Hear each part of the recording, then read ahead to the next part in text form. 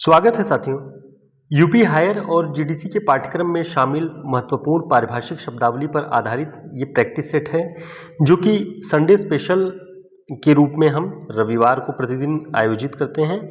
और जिन लोगों ने बैच ज्वाइन की हुई है उनके लिए ये पूरे प्रश्न होते हैं। तो ये यूपी हायर का हमारा बैच चल रहा है, उसमें आज ये संडे स्पेशल का जो प्रैक्टिस सेट है उसका सॉल्व देखेंगे हम। देखते हैं पहला प्रश्न है, अति यथार्थवाद का पितामह किसे कहा जाता है? ऑप्शन है Derrida, Andre Beteille, Michel Foucault, Karl Marx. तो अति यथार्थवाद का पितामह किसे कहा जाता है? तो ध्यान देंगे, इसका जो सही उत्तर है वह है आंद्रे बेता। आंद्रे बेता को अति यथार्थवाद का पितामह कहा जाता है, इसे ध्यान देंगे। अगला प्रश्न था, अति यथार्थवाद पर सर्वाधिक प्रभाव किसका माना जाता है? तो इसका ऑप्शन है आदर्शवाद, अस्तित्ववाद, दादावाद, यथार्थवाद का। तो इसका जो सही उत्तर होगा वह है दादावाद। दादावाद एक ऐसी प्रतिक्रिया के रूप में ट्रिस्टन जारा ने चलाया हुआ था, जिसमें पूरी तरह से मनुष्य की स्वच्छंदता और यौनाचार, मानसिक विकृतियों पर आधारित तमाम तरह के स्वच्छंद प्रवृत्ति के साहित्य और विचारों को प्रकट किया गया था, जिसका सर्वाधिक प्रभाव पड़ा अति यथार्थवाद पर। तो इसे ध्यान देना है। अगला प्रश्न है, महावृत्तांतों का अंत संबंधी धारणा किस विचारधारा के अंतर्गत प्रचारित की गई?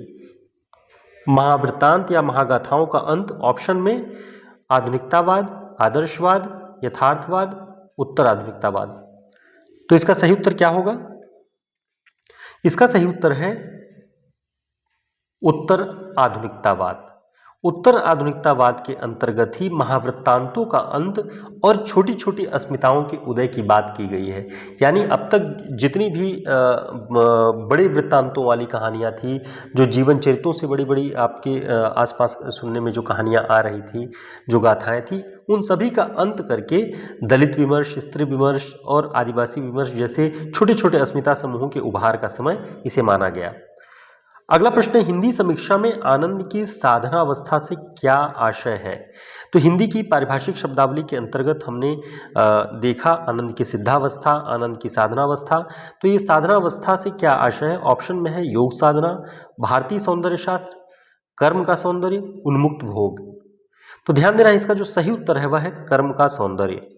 कर्म का सौंदर्य अर्थात जो प्रयत्न पक्ष है, जो संघर्ष है, जो पर पीड़ा के प्रति उठा हुआ कदम है, इस तरह से जो कर्म का सौंदर्य होगा वो साधना की अवस्था, जो संघर्ष और परिश्रम की अवस्था होती है, इसलिए इसे प्रयत्न पक्ष भी आचार्य रामचंद्र शुक्ल जी ने कहा है।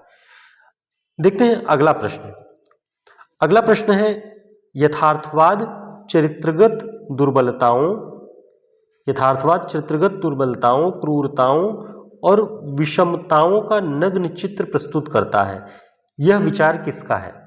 ऑप्शन में रामविलास शर्मा, निराला, आचार्य रामचंद्र शुक्ल, प्रेमचंद। तो इसका सही उत्तर क्या होगा?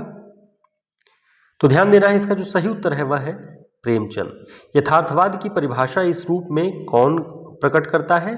प्रेमचंद जी करते हैं। और कहते क्या हैं कि चरित्रगत दुर्बलताओं, क्रूरताओं और विषमताओं का नग्न चित्र प्रस्तुत करता है कौन? यथार्थवाद। तो इसे ध्यान रखेंगे। तो जो विचारधारा वाला हिस्सा है, जो पारिभाषिक शब्दावली वाला हिस्सा है, वो हमने पढ़ लिया है। यूपीजीडीसी और यूपी हायर दोनों बैचों में उसके हिसाब से हमने पढ़ लिया है, और ये दोनों बैच लगातार चल रही है। तो यूपी हायर का जो बैच है आप उसे ज्वाइन कर सकते हैं हमारे व्हाट्सएप नंबर पर संपर्क करके, और जितनी रिकॉर्डेड क्लास अब तक फरवरी से अब तक हुई है वो आपको मिल जाएंगे, और आगामी जो क्लासेस चलने वाली हैं लाइव, उसमें आप जुड़ सकेंगे। हर रविवार को हम संडे स्पेशल के नाम से प्रैक्टिस सेट सॉल्व करते हैं, जो कुछ हमने सप्ताह भर में पढ़ा होता है उस पर आधारित प्रश्न होते हैं इसमें। अगला प्रश्न है, सुररियलिज्म, अंग्रेजी के सुररियलिज्म का हिंदी पारिभाषिक शब्दावली में क्या आशय है? ऑप्शन में उत्तराधुनिकतावाद, आधुनिकतावाद, बिंबवाद, दादावाद। तो ध्यान देंगे, इनमें से कोई ऑप्शन इसका सही उत्तर नहीं। इसका जो सही उत्तर है अति यथार्थवाद। अति यथार्थवाद, ठीक है, जिस पर दादावाद का प्रभाव सर्वाधिक दिखाई पड़ता है। डॉक्टर अमरनाथ की पुस्तक में जो हिंदी आलोचना की पारिभाषिक शब्दावली है उसमें भी ये बताया गया है कि दादावाद का सर्वाधिक प्रभाव है अति यथार्थवाद पर, और सुररियलिज्म उसी का अंग्रेजी पर्याय है। रियलिज्म जो है वो यथार्थवाद के विषय में है, तो ये ध्यान देंगे हम, इसे सुधार के देखेंगे। अगला प्रश्न है, निम्न में से कौन सा नाटककार विसंगति बोध का नाटककार माना जाता है? ऑप्शन में है गिरीश रस्तोगी, धर्मवीर भारती, गिरीश कर्नाड, शंकर शेष। तो इसका जो सही उत्तर है वह है शंकर शेष। ध्यान रखेंगे, महत्वपूर्ण है। इसके अलावा अगला प्रश्न है, अस्तित्ववादी विचारधारा का उन्मेष प्रथम विश्व युद्ध के बाद किस देश में उत्पन्न हुआ? तो सबसे पहले यही ध्यान देना है कि अस्तित्ववाद का जो उदय हुआ, प्रथम उन्मेष हुआ, वो प्रथम विश्व युद्ध के बाद हुआ है। ऑप्शन में इटली, उत्तरी अमेरिका, जर्मनी, फ्रांस। तो इसका सही उत्तर क्या है? जर्मनी। अस्तित्ववादी विचारधारा का उन्मेष प्रथम विश्व युद्ध के बाद जर्मनी में होता है, ध्यान देंगे। चलिए अगला प्रश्न देखते हैं। अगला प्रश्न है, कौन सी विचारधारा की मान्यता है कि मनुष्य के अनुभव क्षणिक और खंडित होते हैं? ध्यान रखना है, कौन सी विचारधारा मानती है कि मनुष्य के अनुभव क्षणिक और खंडित होते हैं? ऑप्शन में है आधुनिकतावाद, आदर्शवाद, बिंबवाद, मनोविश्लेषणवाद। तो ध्यान रखना है, आधुनिकतावाद ये बात कहता है कि मनुष्य के जो अनुभव हैं वो क्षणिक और खंडित होते हैं, यानी कोई भी अनुभव सार्वभौमिक और सार्वकालिक नहीं होता है। मनुष्य के जो अनुभव हैं वो क्षणिक होते हैं, खंडित होते हैं, बदलते रहते हैं और सत्य भी बदलता रहता है। इस तरह के जो विचार हैं वो आधुनिकतावाद के अंतर्गत दिखाई पड़ते हैं। अगला प्रश्न देखते हैं। अगला प्रश्न है, तर्कहीन और निरर्थक संवादों एवं घटनाओं पर आधारित रचना को क्या कहा जाता है? ऐसी रचनाएं जिनमें तर्कहीन संवाद हो, तर्कहीन और निरर्थक घटनाएं हों, उल जुलूल बेवजह की, वो उन्हें क्या कहा जाएगा? ऑप्शन विसंगतिपूर्ण, विडंबनापूर्ण, त्रासदीपूर्ण, अजनबीपन। तो ध्यान रखना है, इसका जो सही उत्तर है विसंगतिपूर्ण। विसंगतिपूर्ण, जो विसंगति के नाटक आपको दिखाई पड़ेंगे, जैसे कहा जाता है कि तांबे के कीड़े भुवनेश्वर का है, तो उसमें आप देखेंगे तांबे के कीड़े अगर आप पढ़ें, ऊसर पढ़ें, तो इन सभी में आपको तर्कहीन संवाद, तर्कहीन घटनाएं दिखाई पड़ेंगी। तो ये विसंगतिपूर्ण होता है, इसे ध्यान रखना है। जीवन और बाह्य जगत में यानी कोई तादाद में नहीं दिखाई पड़ता है। अगला प्रश्न है, अकेलेपन और असुरक्षा की भावना वाली रचना, उसमें क्या प्रभावी रहता है? ऑप्शन है विरोधाभास, विसंगति, अजनबियत। तो इसका सही उत्तर क्या है? अजनबियत। ध्यान देंगे, अजनबियत इसका सही उत्तर है। जब व्यक्ति असुरक्षा की भावना से ग्रसित हो जाता है, अकेलेपन का शिकार होता है, तो वो अपने समाज से, अपने समाज में रहते हुए उससे अलग हो जाता है, अपने आप को अलग पाता है, तो वो अजनबियत की भावना से ग्रसित हो जाता है, उसे अजनबीपन कहते हैं। अगला प्रश्न, शुक्र जी भावों एवं मनोविकारों की व्याख्या किस पद्धति पर करते हैं? ऑप्शन है भावुकता की पद्धति पर, प्रयोग की पद्धति पर, लक्षण की पद्धति पर, विकासवादी सिद्धांतों की पद्धति पर। तो ध्यान देंगे, इसका सही उत्तर है विकासवादी सिद्धांतों पर वो मनोविकारों, भावों, मनोविकारों की व्याख्या करते हैं। तो ये आया हुआ है, बहुत महत्वपूर्ण प्रश्न है, इसे ध्यान रखेंगे कि भावुकता की पद्धति पर नहीं, मनोविकार, ये भावों का संबंध हो सकता है, लेकिन भावों की पद्धति पर, भावुकता की पद्धति पर न होकर विकासवादी सिद्धांतों पर। कैसे? उन्होंने कहा कि शुरुआती जो आदि मनुष्य था वो राग और द्वेष की भावना से ग्रसित था, लेकिन अभ्यास के द्वारा धीरे धीरे जैसे जैसे मनुष्यता का विकास होता है, मानवीय गुणों का विकास होता है, तो उसका जो अध्ययन होगा वो विकासवादी पद्धति पर होना चाहिए, शुक्र जी कहते हैं। तो इसे भी ध्यान रखना है। चलिए अगला प्रश्न, आदर्शवाद का स्रोत क्या है? ये हमने यथार्थवाद और आदर्शवाद का जब हम अध्ययन कर रहे थे तो वहाँ पे हमने इस बात का उल्लेख किया हुआ था कि आदर्शवाद का स्रोत क्या है। ऑप्शन भौतिकवाद, रूपवाद, बिंबवाद, भाववाद। तो ध्यान रखना है कि आदर्शवाद का स्रोत जो है वो भाववाद है, ठीक है। यथार्थवाद का स्रोत क्या होता है? भौतिकवाद। तो इसे भी ध्यान रखिएगा, ठीक है। यथार्थवाद का स्रोत भौतिकवाद होता है, आदर्शवाद का स्रोत भाववाद होता है। इस रूप में भी इसे ध्यान रखें, क्योंकि पारिभाषिक शब्दावली के विषय में जो हमने अध्ययन किया यहाँ से रिवाइज हो जाएगा और आप गंभीरता से देख पाएंगे कि आपने उसे अच्छे से देखा था या नहीं, और यदि नहीं देखा है तो उन क्लासेस को एक बार रिवाइज जरूर कर लें। अगला प्रश्न है, कोमलता और कठोरता, कटुता और मधुरता, इन युग्म शब्दों के बीच आचार्य रामचंद्र शुक्ल किस प्रकार का संबंध मानते हैं? ऑप्शन प्रतिद्वंदी भाव, विरोधाभासी भाव, विरुद्धों का सामंजस्यवादी भाव, साधनावस्था का भाव। तो इसका जो सही उत्तर होगा विरुद्धों का सामंजस्यवादी भाव। उन्होंने कहा कि जो विरुद्धों का सामंजस्य, यानी कि राम अगर हमारे काम के हैं तो रावण भी हमारे काम का है।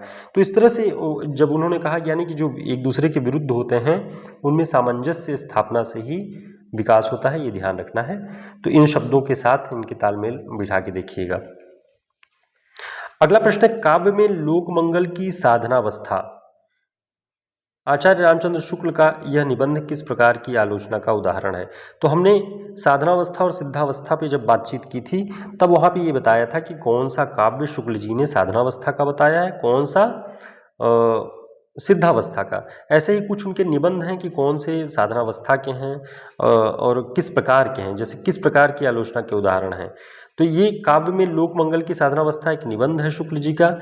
ये किस तरह की आलोचना का उदाहरण है? तो ध्यान देंगे, इसका जो सही उत्तर होगा सैद्धांतिक समीक्षा का उदाहरण है। तो इस तरह से ये प्रश्न आपको तैयार करने पड़ेंगे। इन सारी जो पारिभाषिक शब्दावलियां हैं उनसे कुछ ऐसे प्रश्न बनने की संभावना होती है यदि अच्छा स्तरीय प्रश्न पत्र बना तो साथियों, यूपी हायर के इस कोर्स में हम पूरा इसी तरीके से पाठ्यक्रम का अध्ययन कर रहे हैं।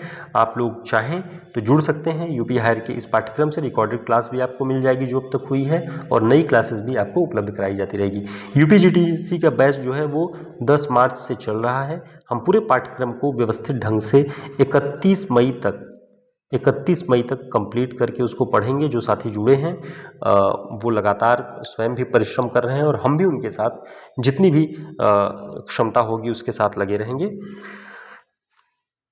अगला प्रश्न देखते हैं। अगला प्रश्न है, तुलसीदास की आलोचना के विषय में आचार्य रामचंद्र शुक्ल जी का प्रिय शब्द कौन सा है?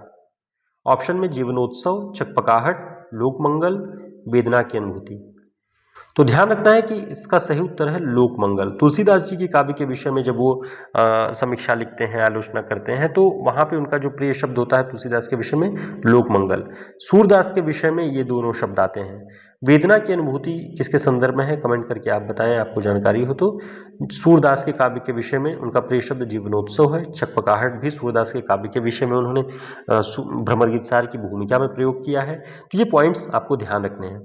अगला प्रश्न है, आनंद की साधनावस्था में निम्न में से कौन सा भाव दिखाई नहीं पड़ता है? ऑप्शन माधुर्य, बाधा, अन्याय, अत्याचार। तो इसका सही उत्तर होगा माधुर्य। माधुर्य ये सिद्धावस्था की दशा है, ध्यान रखिएगा, सिद्धावस्था का भाव है। और साधनावस्था कर्म संघर्ष का सौंदर्य है। तो जहां पे बाधा होगी, जहां अन्याय होगा, अत्याचार होगा, वहां पे साधनावस्था में लीन जो नायक होगा, काव्य नायक, जो ऐसा साहित्य होगा, वो वहां पे साधनावस्था का काव्य कहलाएगा। वहां इस तरह के भाव दिखाई पड़ेंगे। ठीक है, चलिए अगला प्रश्न देखते हैं। अगला प्रश्न है, आचार्य रामचंद्र शुक्ल के अनुसार सिद्धावस्था को क्या कहा जा सकता है? आनंद की सिद्धावस्था को क्या कह सकते हैं? ऑप्शन उपभोग पक्ष, प्रयत्न पक्ष, आत्मोत्सर्ग और स्वर्ग प्राप्ति। कौन सा इसका सही उत्तर होगा? तो ध्यान देंगे, इसका जो सही उत्तर है वह है उपभोग पक्ष।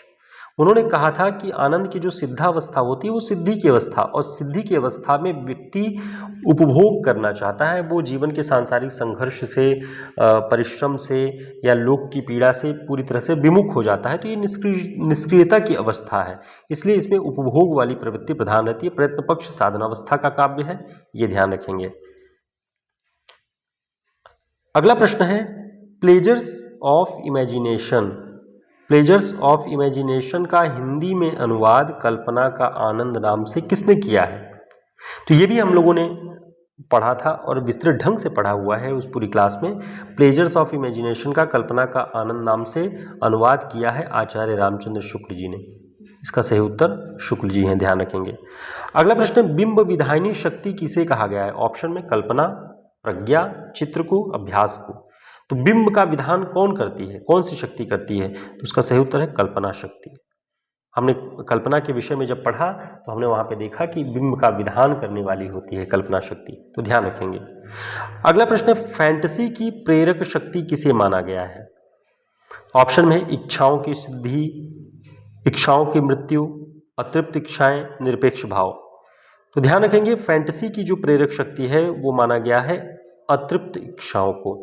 जो इच्छाएं अतृप्त रह जाती हैं उसे ही रचनाकार या कोई भी व्यक्ति अपनी फैंटेसी के माध्यम से, अवचेतन मन के माध्यम से उसे पूरा करना चाहता है और फैंटेसी गढ़ता है। फैंटेसी गढ़ता है, जो मनगढ़ंत होती है चीजें, उन्हें गढ़ के अपनी अतृप्त इच्छाओं की पूर्ति करना चाहता है। तो फैंटेसी को इस रूप में देखेंगे, उसे रिवाइज कर लेंगे आप लोग। अगला प्रश्न है, हिंदी कविता में फैंटेसी का सर्वाधिक प्रयोग करने वाला कवि कौन है? ऑप्शन सुमित्रानंदन पंत, नागार्जुन, मुक्तिबोध अज्ञे। तो ध्यान देंगे, फैंटेसी के माध्यम से अपने मन की जो व्यथा, अपने विचारों को प्रकट करने का सर्वाधिक काम मुक्तिबोध ने किया है। वो आपको ब्रह्म राक्षस कविता में भी मिल जाएगा, अंधेरे में कविता में भी मिल जाएगा। ब्रह्म राक्षस में आप देखेंगे तो फैंटेसी क्रिएट की है उन्होंने कि एक बावड़ी है, अंधेरी है, उसके ऊपर घुघुओं के पूरे घोंसले बने हुए हैं और उसमें एक ब्रह्म राक्षस बैठा हुआ है। तो ये फैंटेसी है, ऐसा वास्तविक जगत में दिखाई नहीं देगा, लेकिन अपने विचारों को प्रकट करने के लिए मुक्तिबोध ने ऐसी एक दुनिया रची। तो वो फैंटेसी की दुनिया है, उसमें उन्होंने अपने विचारों को पूरी तरह से प्रकट करने का प्रयास किया है। ठीक है, तो इसे ध्यान रखेंगे, मुक्तिबोध इसका सही उत्तर है। चलिए अगला प्रश्न है, अगला प्रश्न है, लघुमानव की अवधारणा, लघुमानव की अवधारणा में मानव की लघुता से क्या आशय है? मानव की लघुता की बात की गई है लघुमानव की अवधारणा में, इससे क्या आशय है? ऑप्शन महत्ता या सामर्थ्य, हीनता की ग्रंथि, मानसिक विकृति, शारीरिक विकलांगता। तो इसका सही उत्तर क्या है? इसका सही उत्तर है महत्ता या सामर्थ्य। पोटेंशियल की बात हमने की थी कि ये हीनता बोध नहीं था। नई कविता में लघुमानव की जो अवधारणा आई, विजय देव नारायण शाही ने दी उनके लघुमानव के बहाने एक निबंध में, और वही निबंध उनके छठा दशक नाम की एक पुस्तक में भी है जो हिंदुस्तानी एकेडमी से प्रकाशित है, हिंदुस्तानी एकेडमी प्रयागराज से, इलाहाबाद से। तो उन्होंने उसमें कहा कि जो ये मानव की लघुता है लघुमानव के बहाने निबंध में, उसमें मनुष्य को छोटा नहीं देखा जाता, उसके छोटेपन में जो महत्ता और सामर्थ्य है, जो पोटेंशियल है, उसे देखने का प्रयास है। अगला प्रश्न है, किसी भी पदार्थ या भाव को मूर्त रूप प्रदान करने, चित्रबद्ध करने या मानसिक प्रतिकृति बनाना किसका काम है? ऑप्शन में प्रतीक शक्ति, बिंब शक्ति, अप्रस्तुत योजना, अभ्यास। तो किसी भी पदार्थ या भाव को जो मन में है उसको मूर्त रूप प्रदान करना है या चित्र के रूप में प्रतिबद्ध या मानसिक प्रतिकृति उसकी जो मस्तिष्क में है उसे प्रकट करना किसका काम है? बिंब शक्ति का। इमेजिज्म यानी बिंबवाद में ये यही कहा गया है कि कोई भी भाव मन में है उसे चित्रबद्ध कर देना है, शब्द चित्र के माध्यम से काव्य में प्रकट कर देना है, तो ये बिंब शक्ति के माध्यम से होता है। अगला प्रश्न है, आचार्य रामचंद्र शुक्ल के अनुसार बिंबवाद का प्रवर्तक कौन है? इमेजिज्म का प्रवर्तक कौन है शुक्ल जी के अनुसार? ऑप्शन में Michel Foucault, Nietzsche, Flint, Jung. तो ध्यान रखना है, इसका जो सही उत्तर है वो है फ्लिंट। आचार्य रामचंद्र शुक्ल जी ने बिंबवाद का प्रवर्तक फ्लिंट को माना है। तो ये सारे प्रश्न पारिभाषिक शब्दावली के अंतर्गत जितने भी शब्द दिए गए थे पाठ्यक्रम में, यूपी हायर और जीडीसी दोनों में, उन दोनों में बहुत महत्वपूर्ण है कि इन 25 प्रश्न के बहाने आप बहुत सारी बातें तैयार कर सकते हैं। उम्मीद है ये आपका पारिभाषिक शब्दावली वाला हिस्सा और मजबूत होगा इन प्रश्नों के माध्यम से। और जो साथी जुड़ना चाहते हैं यूपी हायर के बैच से, अभी 1 महीने का समय है और 1 महीने के समय में अभी जो हमारी कम से कम 20 से 22 क्लासेस हुई हैं, उसके अलावा रिकॉर्डेड क्लास भी है। तो आप लोग यदि प्रतिदिन 2 घंटे निकाल के भी रिकॉर्डेड क्लास को यदि देखते हैं और लाइव क्लास से जुड़े रहते हैं तो आपका पूरा पाठ्यक्रम कवर हो जाएगा और बेहतर ढंग से आप अपनी तैयारी को फाइनल टच दे पाएंगे। क्योंकि हम पढ़ते बहुत हैं, पढ़ते जाते हैं, लेकिन उसे कॉन्सेप्ट के रूप में भी क्लियर करना बहुत आवश्यक होता है। तो आप हमारे व्हाट्सएप नंबर पर संपर्क करके इस बैच को ज्वाइन करें। बहुत ही कम फीस में हमने शुरुआत की हुई है ताकि आप रिकॉर्डेड क्लास के माध्यम से अपने जो खाली समय है उसे रेडियो की तरह भी अगर इसे सुनते हैं तब भी बहुत सारी बातें आपकी तैयार हो जाती हैं। क्योंकि हम तथ्यात्मक ढंग से जो कुछ बातचीत करते हैं, कोई भी इधर उधर की बातचीत नहीं है पूरी क्लासेस में, केवल और केवल क्लास और कंटेंट पे ही बातचीत है। तो फिर मिलते हैं एक नई क्लास में, तब तक के लिए नमस्कार, शुभकामनाएं। नोट्स भी हमारे यूपी हायर और जीडीसी के पाठ्यक्रम के अनुसार उपलब्ध हैं। आप सभी चाहें तो हमसे संपर्क करके उसे ऑर्डर कर सकते हैं। आपके पते पे बाई पोस्ट वो पहुंच जाता है 5 से 6 दिन में। तो अभी पर्याप्त समय है। समय यदि आप निर्धारित करके तैयारी करते हैं तो जरूर पाठ्यक्रम को पूरा कवर कर पाएंगे। नमस्कार, शुभकामनाएं।